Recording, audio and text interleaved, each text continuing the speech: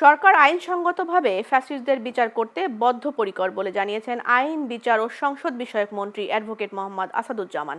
আজ ঝিনাইদহ জেলা প্রশাসকের সম্মেলন কক্ষে সরকারি দপ্তরের প্রধানদের সঙ্গে মতবিনিময় শেষে সাংবাদিকদের একথা বলেন তিনি। সরকারি কোনো দপ্তরের কর্মকর্তা দুর্নীতি করলে তার বিরুদ্ধে কঠোর ব্যবস্থার হুঁশিয়ারি দিয়ে বলেন, দুর্নীতিবাজ কর্মকর্তাদের শুধু চাকরি যাবে না, তার বিরুদ্ধে মামলাও হবে। আইনের শাসন, ন্যায় বিচার, মানবাধিকার প্রতিষ্ঠায় এই সরকার বদ্ধপরিকর বলে উল্লেখ করেন আইনমন্ত্রী। তিনি বলেন, নারায়ণগঞ্জ সহ দেশের বিভিন্ন স্থানে নারী ও শিশু ধর্ষণকারীদের বিরুদ্ধে কঠোর ব্যবস্থা নেওয়া হবে, আর এদের যদি কেউ শেল্টার দেয় তাদের শেকড়ও উপড়ে ফেলা হবে। কোনো দুর্নীতির আশ্রয় কেউ নেয়, শুধু তার চাকরি যাবে, ডিপার্টমেন্টাল প্রসিডিং হবে সেটা হবে না, সাথে তার বিরুদ্ধে একটা দুর্নীতির মামলাও হবে, এইটা বলেছি।